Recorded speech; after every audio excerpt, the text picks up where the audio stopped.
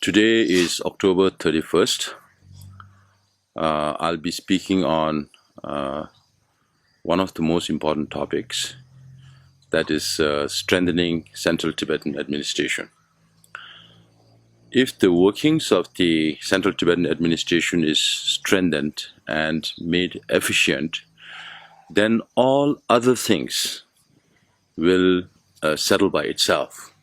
That is the thinking I have. Now, in terms of how do we make the Central Tibetan administration stronger and more efficient? Now, I consider the most important factor in strengthening, further improving, and make the CTA more efficient is to uphold the principles of democracy, which is very, very important. If that works, all other things will work by itself. Number two, the very reason that the elected leadership in a democratic polity is responsible, answerable, and accountable to the public is because of the fact that the administration is for the people, by the people, and of the people.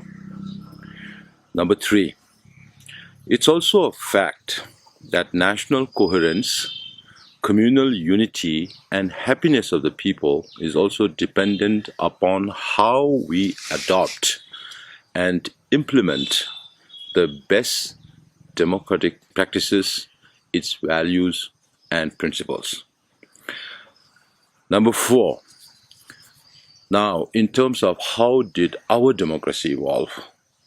Our democracy was led from top to bottom by His Holiness the Dalai Lama and always evolved at the instance and exhortation of His Holiness the Dalai Lama, keeping in view the preparedness of shouldering the responsibility from the public. His Holiness from time to time looked at the different situations and then he brought in changes accordingly. Number five, how did it begin? Now, it was not even 1 year after we came into exile under very, very difficult circumstances. We came into exile by March end, 1959.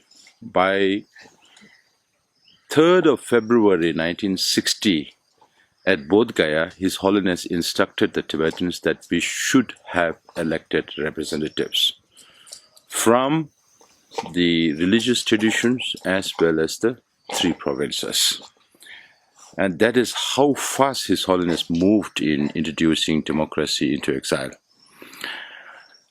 Now, when His Holiness did that, earlier the Devashung or the Gandheporan Shung used to be called as Usang Shung by some, and some call it Gelugpa Shung. Now, because of His Holiness' farsightedness, His Holiness decided to include the provinces. So the inclusion of Kham and Amdo and all the religious traditions in terms of governance reflects the farsightedness of His Holiness the Dalai Lama in the longer term. And thereby, His Holiness the Dalai Lama instilled in us oneness of our national identity, of all the three provinces together.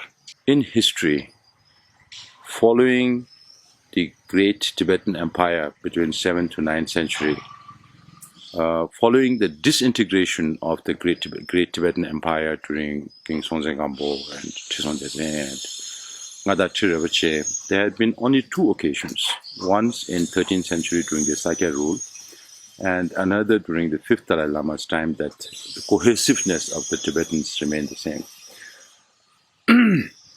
That is something that every Tibetan should understand, our background and our history. Now, our democratic evolution, in terms of our democratic evolution, we can divide it into four broad chapters. One is 1960 to 1990, when the first parliament took oath of office on 2nd September. Even today we celebrate that as Democracy Day. 1960 to 1990, when His Holiness dissolved both the parliament and the Kashak to bring in more reform into the system. In 1960 to 1990, we had representation from Choga, Chugyu, and then also Pon religion was added later on. Then we also had women representatives from time to time. The maximum number of members between this period was 17 and the minimum was 12. So this was the beginning and trials and tribulations that we went through practicing democracy the first 30 years. Then His Holiness thought that it's time to bring in more changes. Then he organized a special meeting in 1990, in May 1990, and discuss various issues that could be added to what is already there that we were practicing. So 1991, the 11th Parliament Constituent Assembly came, and then they adopted what today we call as the Charter. So from 1991 to 2001 can be categorized as another chapter in the evolution of our democracy, whereby when the Parliament adopted the Charter and the other rules and regulations that governs us today, thereby making the Parliament a meaningful legislative body. Then the next phase was 2001 to 2011. Then I was also part of the Parliament at that time, and His Holiness wanted to introduce, even though His Holiness wanted to give more and more responsibility to the Parliament, even in 1991, His Holiness doesn't want to be responsible for appointment of cabinet members, which he had been doing till 1990. But then the Parliament could not take the responsibility and then requested again His Holiness to send in nominations. Then the Parliament select from out of the nominations. So that His Holiness wanted to put a stop. In 2001, he recommended, and the Parliament accordingly changed the Constitution, amended the Constitution to have direct election of the Kalan-Chiba, the head of the cabinet at that time. And eventually Professor Samdara Micho was elected. So that is another 10 years of period where His Holiness was experimenting based on what His Holiness used to call as semi-retirement during that period for 10 years. Then the next phase was 2011 to now, when His Holiness decided to devolve all his political and administrative responsibilities, and today we have elected leadership responsible for those activities. So that is very briefly about the evolution of Tibetan democracy. Just for your information, our democratic structure it has elements of both presidential form of government and parliamentary form of democracy. So whatever evolved in the last 60-65 years were in accordance with our own needs and under the special circumstances that we are in. Therefore, the partyless democracy that we practice today is very unique in itself. It cannot be compared with any other prevailing democracies around the world. Now, under those setup of democracies, what is most important is the rule of law. Without rule of law, there is no democracy. That is why respect for the rules, execution of one's functions in accordance with the rules is of utmost importance. We have to follow the rules if we have to practice democracy. Now, however, sometimes it so happens that some provisions of the rules are not in line with the aspirations of the people, such as some of the suggestions that came up during the several special meetings that were held. And some rules can be archaic, some can be out of times, out of tune with times, that encumbers accomplishing job being done. So under such circumstances, there is already, but we have to send amendment to the legislative to make such corrections that based on the idea of principle of equitability. Now, Under the charter, under our present charter, Chatim, the responsibility, just as in other democracies, are divided between the three main organs of democracy, the three pillars of democracy. The system of check and balance, checking power between these three organs and balancing the powers. In Tibetan, we call it jinyom tangzi, jigo nyomba. So weight, just like you see this scales behind the judges in the courts, jinyom tangzi, check and balance, ought to be based on respect for each other in a dignified way. We cannot be raucous about such changes or maintaining relationship with it. We should not look at it from a personal perspective, because everybody is involved in doing public work. So we also face teething problems, like in terms of interpretation of the rules and regulations laid down by the parliament, thereby sparking constitutional crisis. Now, as in recently we witnessed the case of the issue between the Tibetan Supreme Justice Commission and the Standing Committee of the Tibetan Parliament. Now, when people without full understanding of the functions of democracy obstinately challenges the core responsibility of the Tibetan Supreme Justice Commission. One of Supreme Justice Commission's main responsibility is to interpret the rules and regulations laid down by the Parliament, and that is not transferable.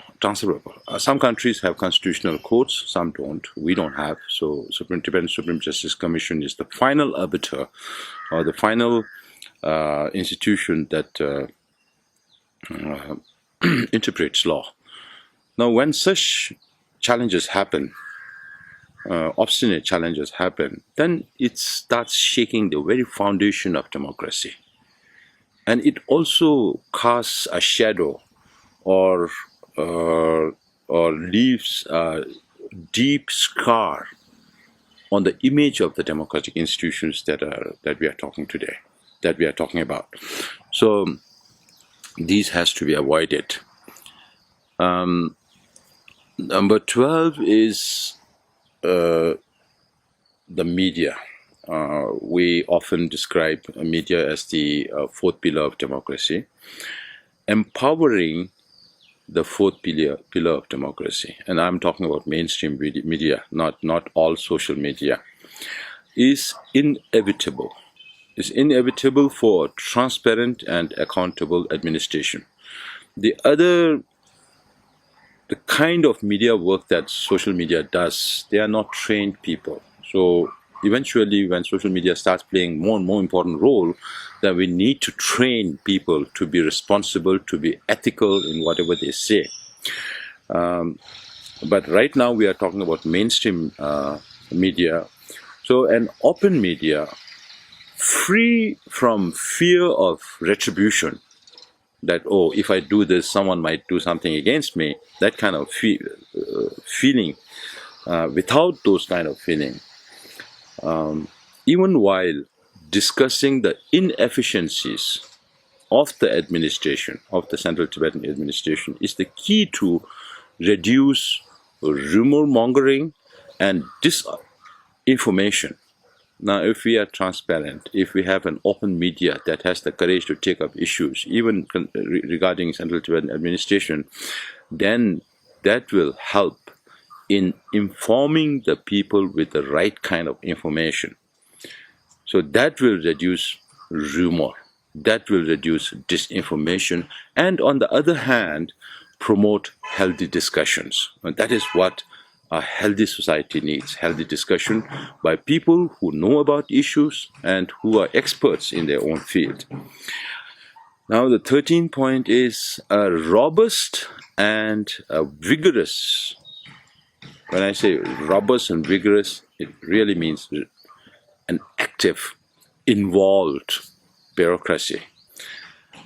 is key to the successful implementation of all or any programs, because we consider civil servants as the backbone of the administration, and therefore that is one key reason how CTA can be strengthened. And last but not the least, empowering and facilitating the grassroots level leadership.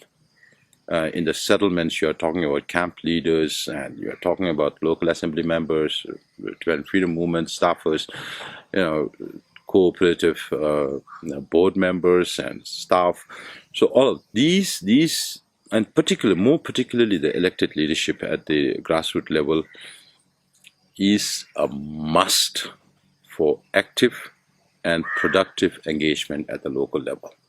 Now, these I consider as the main criteria for strengthening the Central Tibetan administration, for improving the efficiency of the Central Tibetan administration. Now, the issue is, should I be entrusted with the responsibility of the SIKYONG? What will I do? What will PENPA do as SIKYONG to strengthen the CTA? Number one, which is politically most important, that any new move or any new ways and means that we find to resolve the Tibetan issue, me and my cabinet will make sure that this is discussed with the Tibetan Parliament in exile to ensure that such moves meet with the aspiration of all the stakeholders. So this, I want to assure you, that will be transparent in that process. Number two, my cabinet will accord respect and dignity to the two other pillars of democracy, while maintaining proper check and balance in accordance with the charter and the rules. So that has always been the basis of how we interact. The three pillars interact with each other. Number three, the three autonomous bodies of Audit, Election and Public Service Commission.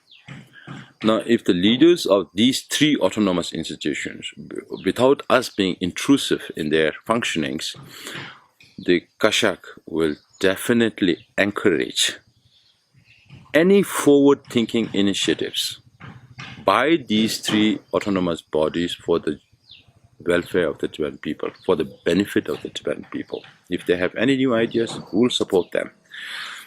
Now, number four, of course, disputes happen. We cannot do away with disputes. Disputes happen all the time in any society, any group. So, case with the Tibetans in exile.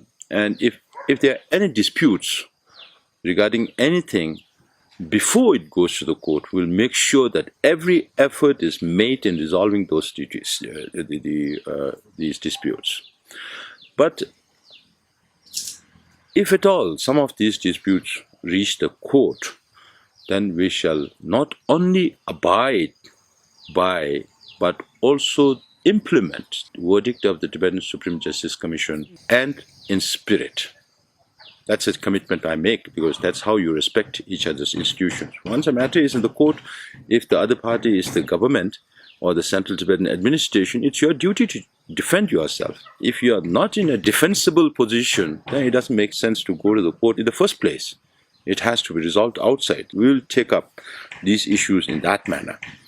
Now, number five, we are going through a lot of social, demographic, and financial changes. The dynamism is very, very obvious.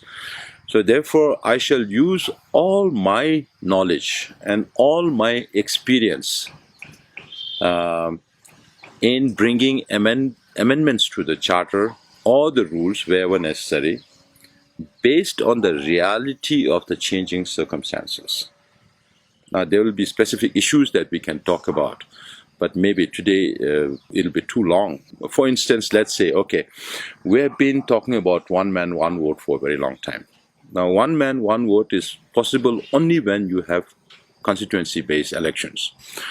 Now, the very reason for having provincial and religious traditions is to make composite of all the Tibetan sections of Tibetan communities. That being the reason, it's important that we have to maintain the present status quo.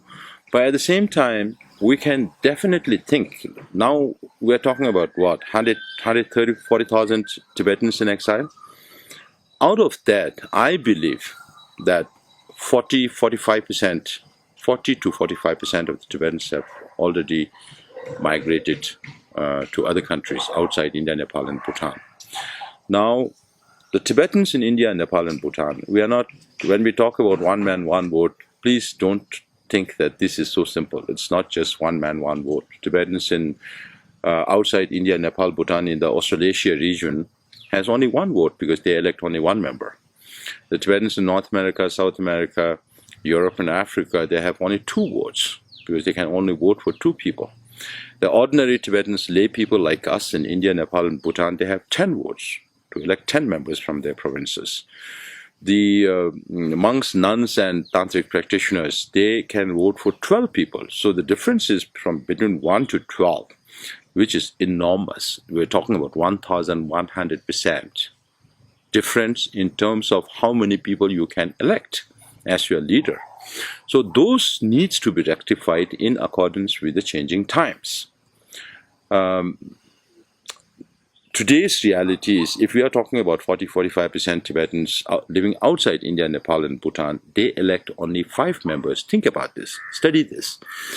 And Tibetans in India, Nepal, and Bhutan, which are only, what, now 65%, they elect 40 members. 40 members. So 5 and 40. And the number of Tibetans going outside is not going to decrease anytime soon. So it will remain there, and then maybe in the next 5, 6, 10 years, we'll have equal number of Tibetans inside India, Nepal, Bhutan, and outside India, Nepal, Bhutan. So under those circumstances, what will we do? Then are we talking about equal representation or not, or the equal right to vote, to equal right to elect your own representatives? Those are some of the issues that one of the issues that I'm bringing up, but there are several issues that I believe we should change with the changing times. If we change because people pressure you to do it, then there are always friction. Then, number 6, I have every intention to enhance the facilities for the civil servants because they are the backbone of democracy. This enhancement also is based on our resources. Based on our resources, we will enhance the facilities that we render to the civil servants accordingly. But the more important thing is the civil servants have been working in their field for 10, 15, 20, 25 years, 30 years, so many years. So my administration will definitely take into account the experience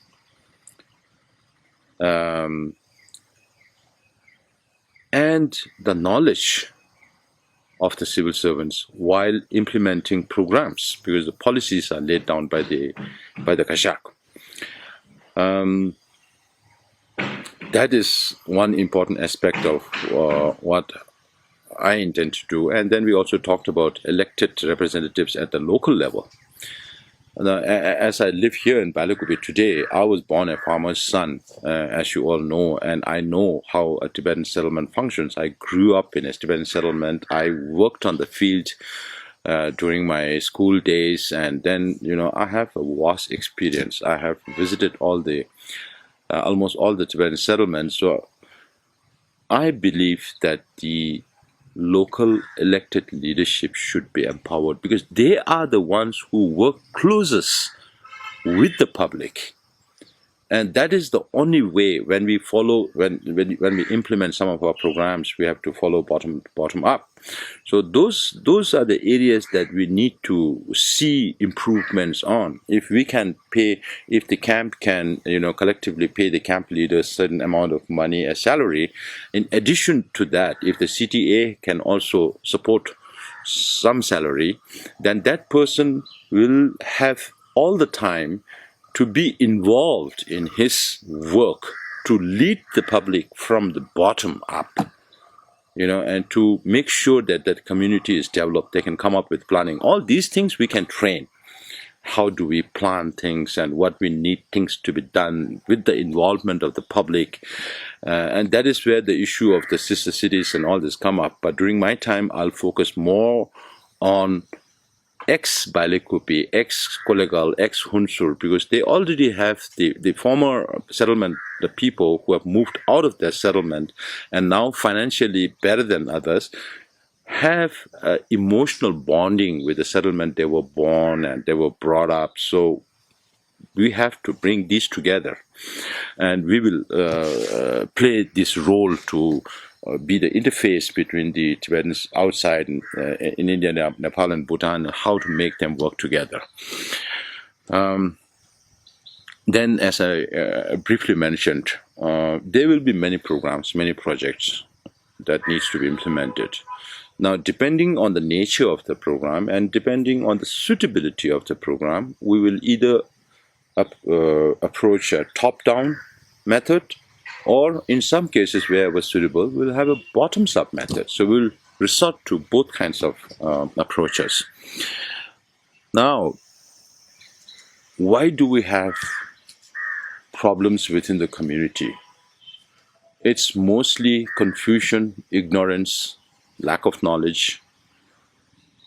And then particularly today with social media, you have many people who don't know or only knows half of what they know, half of what they think they know.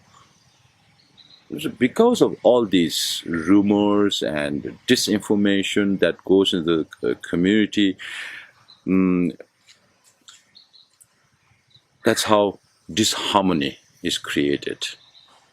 Now, I'm not promising you that these kind of rumor mongering and spreading of false information and can be completely eradicated. No, I'm not saying that, but it can definitely be mitigated. It can be brought down to a level that they become completely insignificant. So how do we do that? My commitment, my cabinet's commitment is that we will encourage proactive role of the media without fear of retribution from anybody. And we will encourage the media to report, to discuss, to analyze issues, including failures or inefficiencies. When you do work, there will be failures. Definitely, there will be inefficiencies. And if people point that out, and wherever they are right, we say sorry. Wherever we are not wrong, then we have to defend our position. So under such circumstances, it's very important for the media to invite personnel who are experts in their field, who know that thing, who know the rules and regulations, how the CTA is governed, and then make an informed population out of this. When we look at TV programs where there are people who know about issues, then people also get informed accordingly. When you listen to social media who knows or doesn't know anything, then you get a lot of disinformation. That is the problem with human mind. Once an information goes into your head, you start believing that this is right, unless you have the capacity to check it out for yourself, which many of us don't do. Now, this is what we need in our society. Now, under those circumstances, when you have a discussion or analytical session, if need be, then my administration will send its representative or its spokesperson to take part in that discussion and to make clear our position so that the people are not misinformed. Number three, we will create a social media platform, whether it's Facebook or Twitter or whatever is more applicable, Instagram or whatever, a social media platform for the general public to send their grievances, whatever problems they have, or send queries questions they have about a particular project that is going on, or all these kind of issues that are related to administration will not be answerable for the Parliament. The Parliament has to handle its own job, and the Supreme Justice Commission has to handle its own job. But in relation to administration, we will address all these grievances, all these queries every week. I'll make sure that we appoint 2 spokespersons, one in Tibetan and one in English. If the question is in English, we'll respond in English. If the question is in Tibetan, we'll respond in Tibetan, or whatever the questionnaire prefers the language to be. So, but the only one condition is the social media people hide behind veils of not knowing who you are, anonymity. Here, you don't have to be fearful of retribution. We are not saying, oh, this person asked us this question, so we have to be mindful of this, or we do this to him or her. No, we'll never do that. But on the other hand, it's very important that the person is identified, whether you're from Germany or United States or Australia or Orissa or Ladakh or wherever you are from. You give your name, you give your address, and then you send your question. And then we will, while answering, also mention your name, address, and other things. And one person might have one question, but 200 other people might have the similar question. So if we openly, through the moving media, respond to all these queries, that will also help in reducing rumor mongering.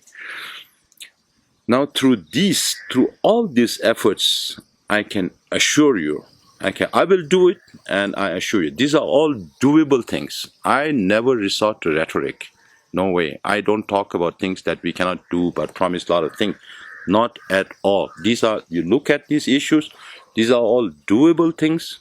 Something that I am personally very committed to. I have thought about a lot, and this is what we will do. And moving forward, which is my objective, moving forward with these commitments, I will ensure that the Central Tibetan Administration's functions are strengthened, are made more efficient, and then on the rest of the topics, next week I'll be speaking on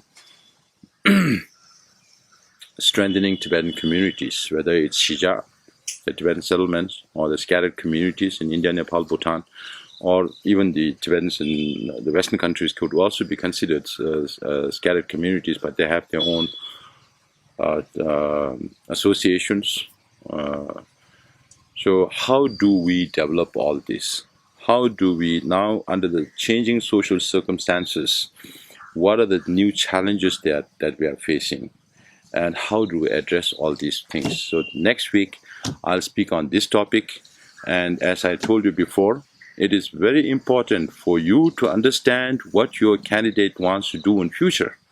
That's the only way you can, in future, ask that candidate, ask that person once that person assumes power, and say, okay, this is what you said before. Why have you not been able to accomplish that? If a person doesn't commit anything, then you have no queries in future. Make him or her accountable. Thank you very much. I'll see you next week.